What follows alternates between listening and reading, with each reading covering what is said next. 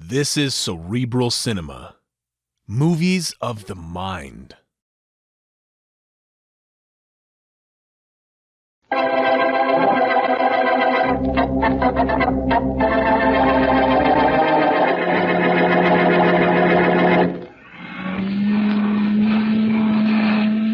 I should have think you would have done that cleaning while I was away, Sarah. I'm sorry, Mrs. Trilling. Chances are you were out somewhere for the entire 5 days instead of taking care of your duties. You told me I could take some time off. Looks to me like you didn't spend any time on. But, ma'am, This place hasn't been dusted since I left. Well, I would have dusted today.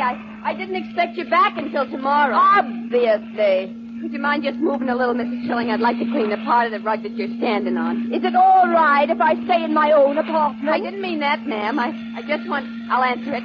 I'll get it myself. You'd better keep on with that vacuum. I'll answer the door, Mrs. Trilling. I said I would go. No, you can't. You mustn't. I what? You mustn't answer the door. I'll go myself. You stay here. Sarah, you stop pushing me. You ma'am. take your hands off me. What's got into you? Don't answer the door, Mrs. Trilling. You've lost your mind, Sarah. I'll attend to you when I get back. Mrs. Trilling, I'm warning you. Don't answer that door.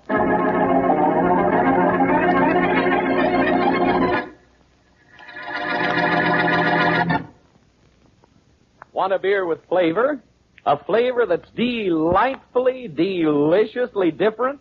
Try that smooth beer. Try Champagne Velvet, the beer with the $1 million flavor. Thank you, my friend, for a very happy suggestion. It's worth repeating. Try that smooth beer. But Champagne Velvet is more than just that. It's a beer with a rare and unusual flavor combination. It's bright and sparkling from foam to finish. It's light and lively with a clear, clean taste that makes you sure it's pure. And best of all, it has the rich, robust, and full-bodied flavor that stamps it as a beer of real premium quality. Premium quality that costs you no premium in price. Light and lively, bright and sparkling, yet just as smooth. What a flavor combination. And you're sure it's pure. And now on to Dick Calmer as Boston Blackie. Enemy to those who make him an enemy.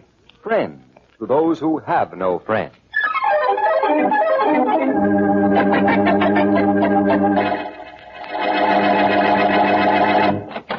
Good morning, madam. Good morning. I represent the Jim Dandy Handy Kitchen. Just a moment, young man. Yes? You almost caused a panic in my apartment just now when you rang the bell. Sorry, madam. Sorry. Wouldn't let it happen for the world. Blake's the name. Eddie Blake. I represent the Jim Dandy Handy Kitchen Set Company of West Parthenon, Illinois. In competition with the bigger companies, we find we can pass on better values to our customers by calling on them in person, demonstrating the Jim Dandy Handy Kitchen Set.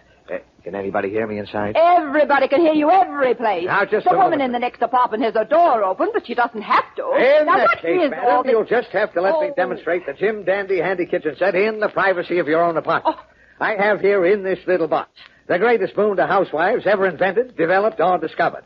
Cuts down your kitchen work. Makes preparing food a pleasure. Makes I am not holiday. interested. Good day. Hey, don't close the door. You better take this package. Take it. I don't want it. You'd better want it. Well, If you don't take it, lady, one of us is going to die. What? And, lady, it ain't going to be me.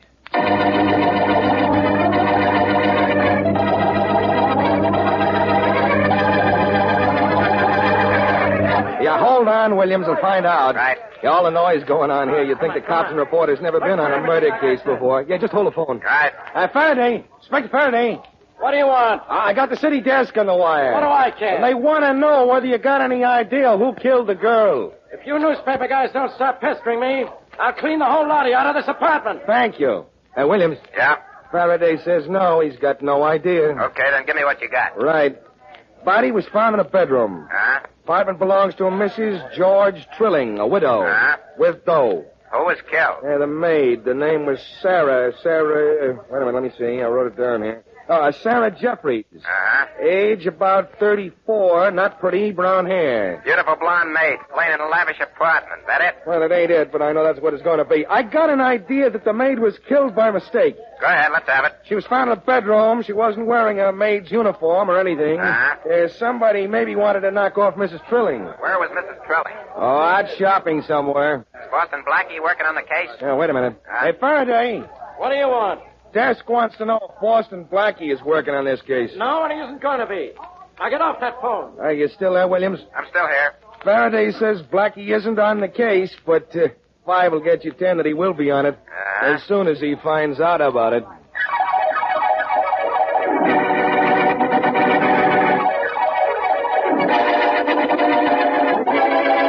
You didn't know a thing about the case, Blackie? No, Mary, not until you brought me the newspaper. My radio's being fixed, and I've been reading a book. I have an idea I'm going to be sorry I brought you this paper. Oh, don't be silly. I'm on vacation from murder cases. Faraday is on this one.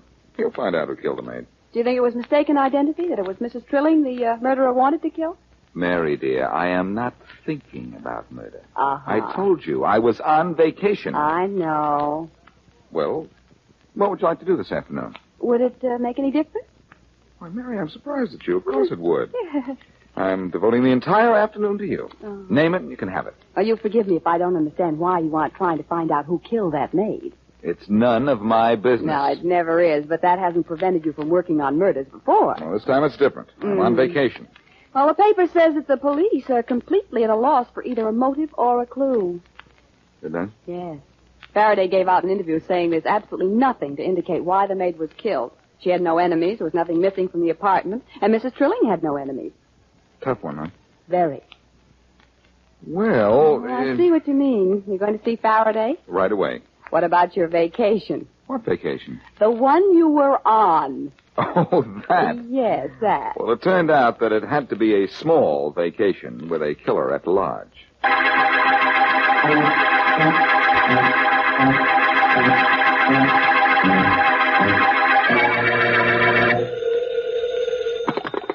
Faraday, homicide.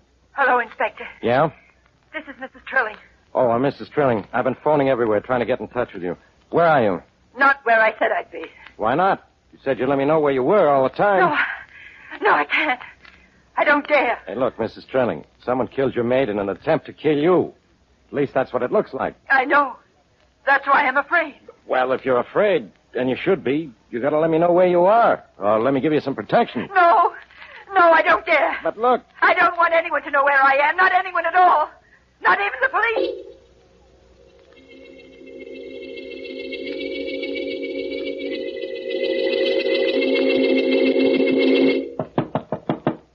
Yes, come in. Come in. What is it we think? Mr. Downey. Speak up. Eddie Blake is back. Finally. Yeah. Well, tell him to come in. At once. But At once, do you hear me? You come in with him. Yeah, sure, Mr. Downey, of course. Hurry it up. Come on in, Eddie. Right. Hiya, boss. We had a little accident this afternoon, didn't we? A very unfortunate accident. Unfortunate? Very unfortunate. I didn't want that maid killed. Well, that's what I mean. It was an accident. Speak up. You see, when I was there this morning, that dame, Mrs. Trilling, came to the door. I didn't know who she was. Yes. All I knew was she was supposed to be out of town. Go on. So I give her the package. Now, wait a minute. Wait a minute, Blake. Wait just a minute. Huh? You only recently joined Weepy and me in our little enterprise. Yeah, I did. You don't know how long we've planned our perfect little setup. No, I did. But you've spoiled it. I've spoiled it. Yes. How did I spoil it? Listen, I give the spiel to the dame just like you told me. Blake's the name, Eddie Blake. I represent the Jim Dandy Handy Kitchen Set Company of West Parthenon, Illinois. I know. In competition with the bigger companies. You know, I give her the whole story. And that isn't all. I don't understand. You're sure right. That wasn't all, was it? I spoiled it? Blake, you've made a mistake. I didn't make it. You almost made a costly mistake. The maid who was our contact is dead. Well, it was her own fault. Now you will have to... Hey, Mr. Downey. Wait a minute. I didn't mean to do nothing. All I...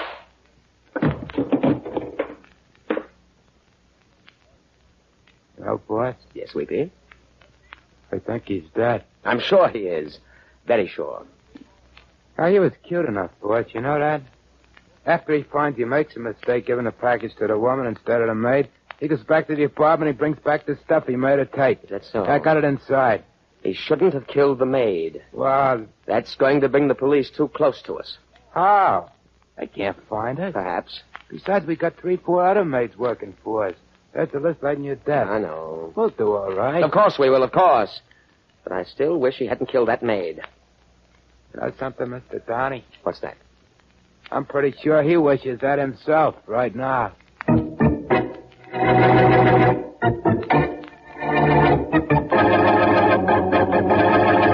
Blackie, I'm I'm not going to lose my temper. I'm not going to tell you to get out of my office. But so help me, if you don't leave me alone, I'll throw you out. So help you, you'll throw me out. Okay, so I'll help you. I didn't say that. It was close enough. I know what you really meant, though, Faraday. Now listen to me. Mm-hmm. I just came from the apartment house where that maid was killed. Go on back. Maybe something will happen to you. You aren't that lucky. Are you going to listen to me? Yeah, go on, talk. I never heard a guy talk more in my life. It's a habit that I got into when I was young. Yeah. Faraday, I didn't try to get into the murder apartment just now. I spent my time calling on neighbors of Mrs. Trilling. So? So I found out something that makes me want to see her right away. Where's she hiding? You wanted to talk, so talk. I'm just listening. That's what I like. Cooperation. Mm-hmm. But it doesn't matter. I'll take it from here myself. Take it as far as you can. And be sure you go with it. Listen, Inspector, Mrs. Trilling had a caller this morning, several hours before her maid was killed. Isn't that unusual? Blackie, how do you do it? Okay, but this was a particular kind of caller. Particular? You see, the woman in the next apartment had her door open and could hear most of the conversation between Mrs. Trilling and this man. What big ears she had? The caller was a door-to-door salesman selling something called the Jim Dandy Handy Kitchen Set. Only I just checked, and there is no such thing. No kidding. Gosh, Blackie, the things you find out. What about it? Well, I was thinking... Strange work for you, Blackie. I was thinking that if that salesman wasn't selling any Jim Dandy Handy Kitchen Set, isn't it logical that he was selling death?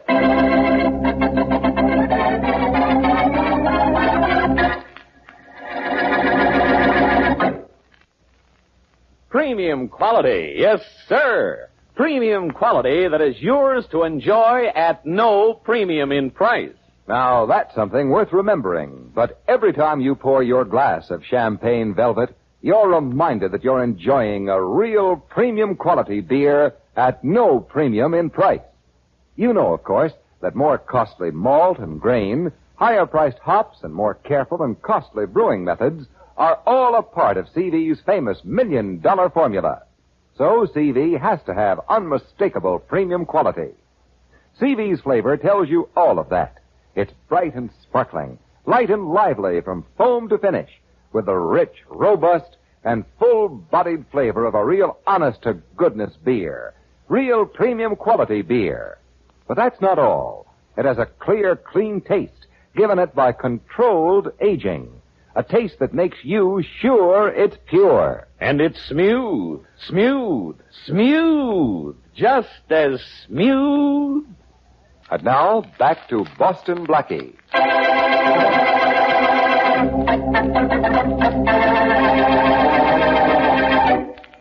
Though her maid Sarah warned her not to open her apartment door, Mrs. Trilling did so anyway, and was confronted by Eddie Blake, a door-to-door salesman who told her to accept a package from him or die. Later, Sarah is found murdered in Mrs. Trilling's bed. To all appearances, Mrs. Trilling herself was the intended victim. As we return to our story, Boston Blackie and his friend, Mary Wesley, ring the doorbell at Mrs. Trilling's apartment. Blackie, how many times are you going to ring that bell before you're convinced Mrs. Trilling isn't at home? Once more. There, Mary, that convinced me. Oh? That convinces me the door is unlocked. No. And now for a look around. Well, I'll look for a story in one of Mrs. Trilling's magazines while you look for a clue in Sarah's murder. You'll find a good story before I find a good clue, I'll bet. Faraday's men have been all over this apartment, especially in the living room and bedroom. So I'll see what's in the kitchen first. I'll tell you right now what's in there. A stove, a refrigerator, a cupboard, and linoleum on the floor. How'd you guess, Mary? That's exactly what I found. I was in a kitchen once. So was someone else, not so long ago. What do you think I just found under the sink? I can tell you that, too. The floor. No, something on the floor. You know what it looks like to me? An orange-colored piece of wrapping paper. Right. And I can tell by the creases in it, it was taken off a package, a small package, and recently. Oh, now. Heavy orange wrapping paper. Strange color for wrapping paper. What are you trying to do, see through it? No, read the watermark, if any. Watermark? Yeah, here it is.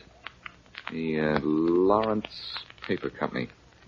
This paper might tie in with the door-to-door salesman I told Faraday about. Well, it ought to be easy to find out from the watermark who makes the paper. And the people who made the paper can tell you who uses it. And the people who use it may be able to tell you what was in it.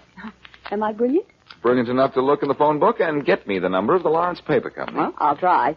You know, a still better way to find out what was in that paper is to ask Mrs. Trilling. Wonder where she is. I don't know. Faraday wouldn't tell me. But I have a hunch this piece of paper is going to wrap up this case.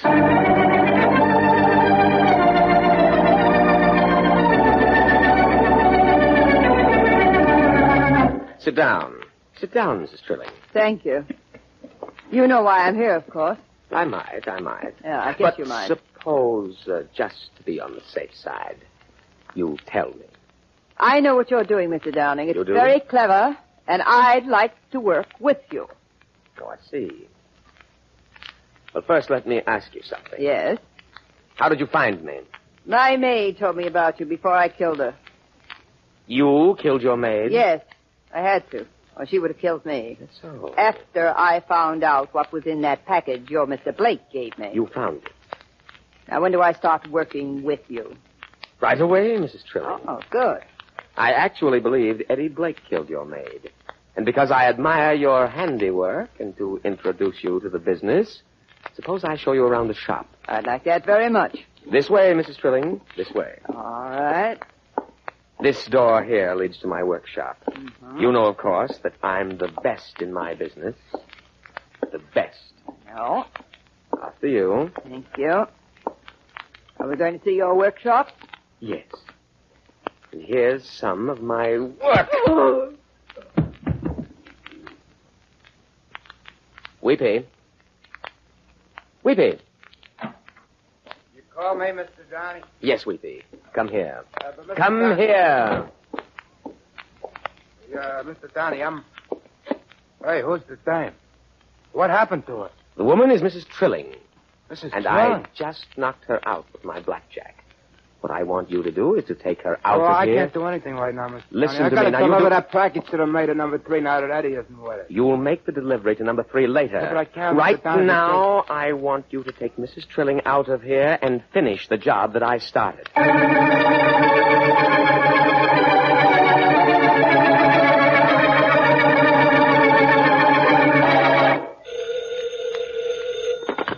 Lawrence Paper Company. Hello, this is Boston Blackie. I'd like to speak to the man in charge of sales, please. Well, I'm speaking to him now. Yes. I'm in charge of everything around here. Yes. Well, I guess you can help me then. Maybe.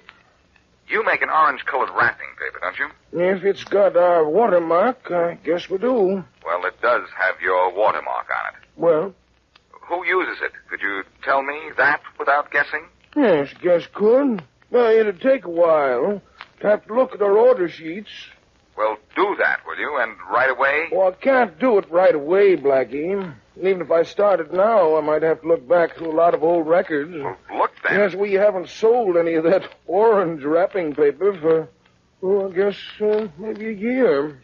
Well, you can find out for me. I mean, well, who uses it? Can't you find that out? Oh, sure. Sure what? Sure, I can find out for you, I guess.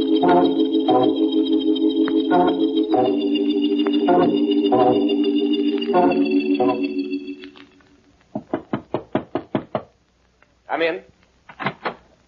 Well, Weepy, how did you make... Oh? Who are you? Doesn't matter. You, Mr. Danny? I am, sir. I am. I'd like to talk to you, Mr. Danny. And you can start by telling me who you are and how you found me. Jones. John Jones is the name. John Jones. And if you're interested, I found you by getting your name and address from the man who sold you orange wrapping paper. Oh.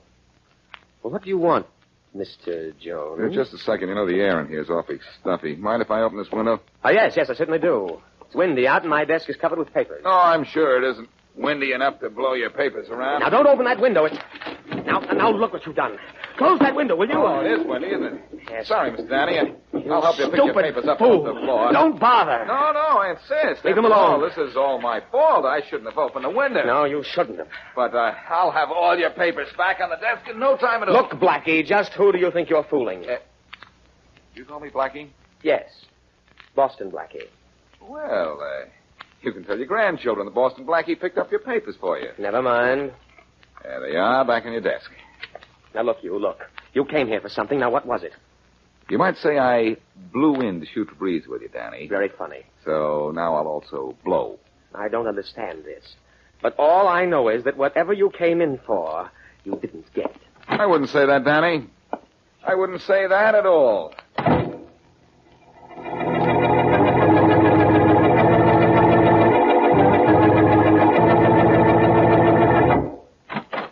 Hey, Mr. Downey. Oh, come in, Weepy, come in. About time you got back. We've got work to do. For more work, Mr. Downey? Yes, much more. Don't you think I've done enough for one day? No. I finished off that Mrs. Trilling like you told me. That took a couple hours. After that, I made that delivery to number 3. Or I tried to. Tried to? That yeah. delivery had to be made today. The woman gets back to town tomorrow. I know that, but the maid at number 3 wouldn't take it. What'd you do? She said a guy was there already today with a sales talk, and he gave her a package and everything. What? Yeah, he gave her a package and everything. She didn't crack to him, though, because when she opened it, there was nothing in it. I know who delivered that package. Boston Blackie. Blackie? Yes, he was here a while ago.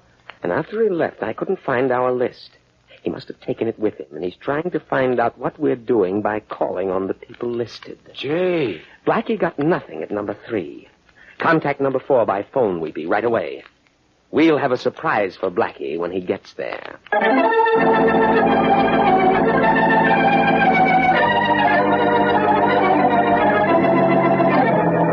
Sure, it's a nice day to sit in the park, Mr. Downey. We're not here because it's a nice day. Ah.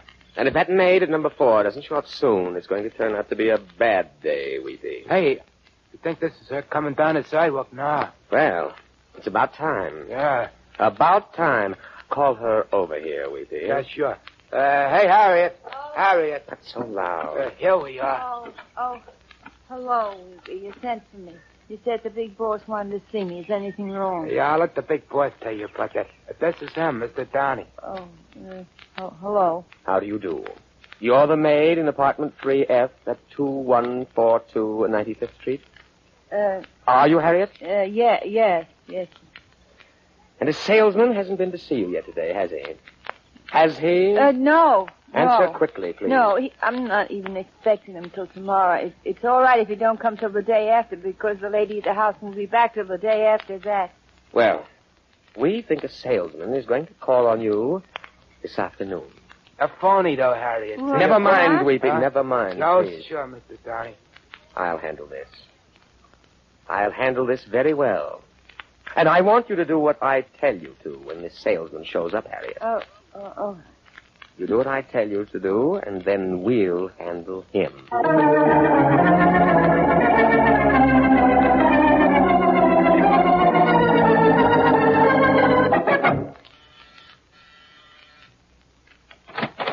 Yeah? Good afternoon, madam. Good afternoon. Jones is the name, Giant Jones. I represent the Jim Dandy Handy Kitchen Set Company of West Parthenon, Illinois. I'm Now, just sorry. let me step inside for a moment or two, But- and I'll show you something that will What? cut hours from the time you spend in the kitchen and make cooking a pleasure, too. Oh, very well. Thank you. And before I leave, you'll thank me.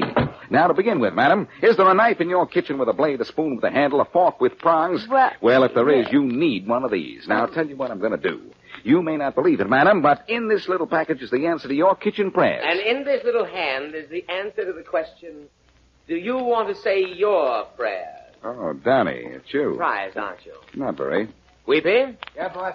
keep your gun on him and shoot in case he goes for me. Sure, Mr. Downey. Now, Blackie, raise your hands and turn around so that you face the wall. If I raise my hands, I'll have to drop the package under my arm. Well, drop it then. Drop it. All right, but don't forget, you told me to.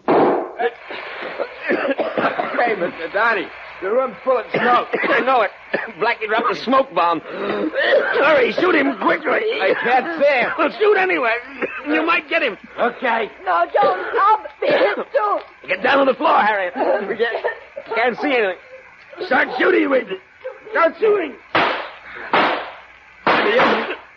Even around in here, Mr. Downey. Oh, yes, I am, Weepy. Right here. Weepy, did you get Blackie? No, Danny. Blackie got Weepy. What? And, Danny, you go, too. No. All right, Faraday, come on in. All right, Blackie. Yes, Faraday. I close this case for you. Okay. But, Blackie, how about doing the same thing to your mouth?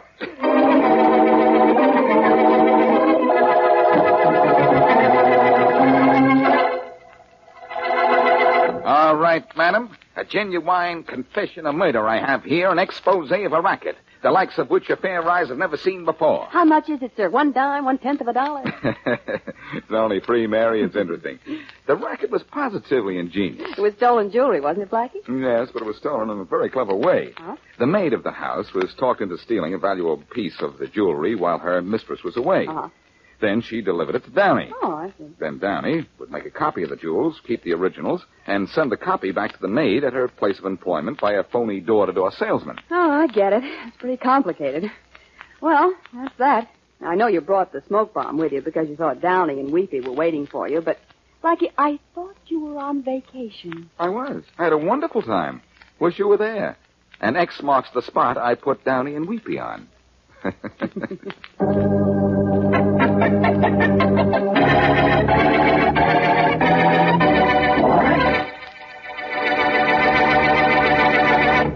Make mine CV, because for me there is no finer beer. And it's just as smooth. Make mine CV. So many folks who know good beer when they taste it have said just that, time after time, that Champagne Velvet is not only the leading beer by far in its home state of Indiana, but it is preferred by particular people everywhere that it is sold.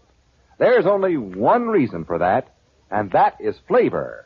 The bright, sparkling, light and lively flavor of a real premium quality beer. Premium quality that costs you no premium in price. The rich, robust, and full-bodied flavor of real, honest-to-goodness beer. And the clear, clean taste that makes you sure it's pure. So make yours CV, because for you, there is no finer beer. You're sure it's pure, and it's just as smooth. And now, here is a preview of what happens next week. Hello? Hello, Beverly. Oh, darling, hello. Where are you? In a drugstore downtown. I thought I'd call and see how you're feeling. A little better. Oh? Are you going to be home soon? No, not for a couple of hours yet. Oh. Now, look, I want you to take that medicine I got for you. It's 10 o'clock, and it's supposed to be taken at 10. Oh, darling, do I have to? Yes, you have to. You know how I hate to take medicine of any kind. Well, you want to feel better, don't you? Yes, of course. Then take the medicine you're supposed to, when you're supposed to. All right, darling, I will. In a little while. No, right now, sweetheart. While we're on the phone, so I'll know you're taking it. You don't trust me, do you? Not when it comes to taking medicine. Darling. Now, go get it. I'll wait. Oh, I don't have to get it. It's right here on the table beside me. Oh, that's good. I've been looking at it for an hour, trying to get up enough courage to take it by 10, as you said I should. Well, it won't taste as bad as you think. Oh. Now, pour it into a glass, about an inch from the bottom, and you drink it down. For your sake, darling. Just a minute. All right.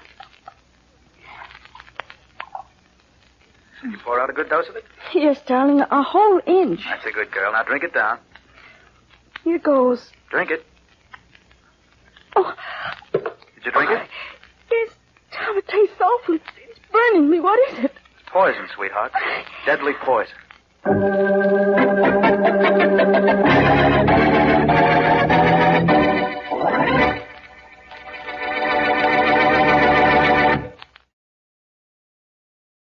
Cerebral Cinema hopes you have enjoyed this movie of the mind.